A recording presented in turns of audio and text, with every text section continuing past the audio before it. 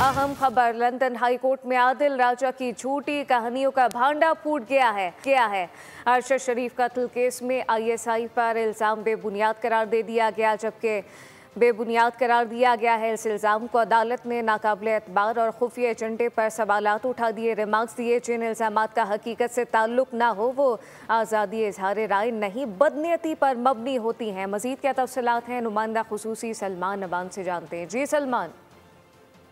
जी बिल्कुल, London high court ने इस मामले में अगरचे अपना फैसला महफूज किया है, लेकिन अदालत में जिस तरह से आदिल राजा जो कि भगोड़ा है उसकी दुर्गत बनाई गई है, जिस तरह से उसकी कहानी जमीन बोझ हुई है और जिस तरह से वो अपने इल्जामात का दिफा नहीं कर पाया, वो बहुत कुछ कह रहा है और बहुत सारे सवालिया निशान मजीद उससे जन्म लेते हैं। अदालत ने अपने रिमार्क्स में वाज़ेह किया है कि अगर ऐसे इल्जामात लगाए जाएं जो कि सरासर झूठ पर मबनी हो, जिसका हकीकत से कोई ताल्लुक ना हो, वो आज़ादी इजहार नहीं बल्कि बदनीयती पर मबनी मुहिम है और पब्लिक इंटरेस्ट का बहाना बनाना नाकाबिले यकीन है और झूठ पर मबनी दिफा करना है। यानी अगर आप किसी चीज को पब्लिक इंटरेस्ट का कहकर अगर आप झूठ फैलाते हैं तो उसका दिफा अदालत में नहीं किया जा सकता। यानी वंस अगेन, जो कि हमेशा का मुहावरा हम सुनते हैं कि झूठ के पाँव नहीं होते और झूठ की कोई बुनियाद नहीं होती, यही मामला जो है वो इस वक्त लंदन हाई कोर्ट में है। और अदालत ने कहा है कि आदिल राजा की तरफ से जो कुछ कहा गया है, आईएसआई पर इल्जाम लगाने का मामला हो, जो जराए की बात हो, वो सब कुछ जो है वो नाकाबिले एतबार और खुफिया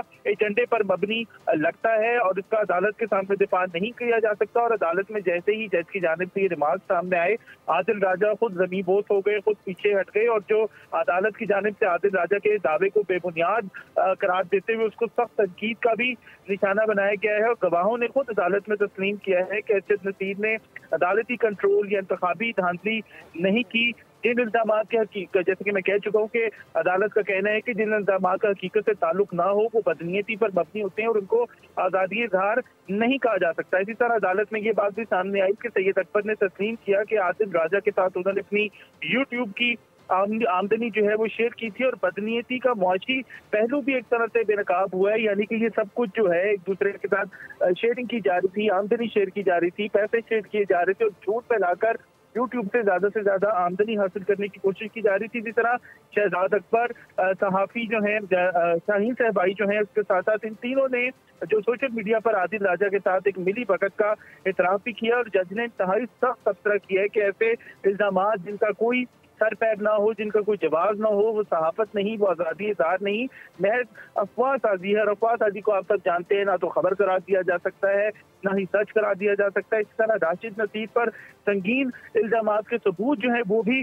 फराहम नहीं किए जा सकते। अदालत ने मुकदमे में राशिद नसीर को नुकसान पहुंचने के दावे पे, जो वो हद तक इज्जत का मामला है, उनकी साख और तहफ़्फ़ुज़ का मामला है, उस हवाले से अपना फैसला महफूज कर लिया है। लेकिन मुख्तसर अल्फाज के अंदर लंदन हाई कोर्ट ने एक तरह से आदिल राजा को बेनकाब कर दिया है। उसके झूठ को, उसकी जो अफवाह साजी है, वो सब की सब जो है वो इस वक्त खुलकर सामने आ चुकी है। जी, फैसला महफूज किया गया है। लंदन हाई कोर्ट में आदिल राजा की झूठी कहानियों का भांडा फूट चुका है। अरशद शरीफ कत्ल केस में आईएसआई पर इल्जाम बेबुनियाद करार दे दिया गया। सलमान अवान अपडेट कर रहे थे, आपका शुक्रिया।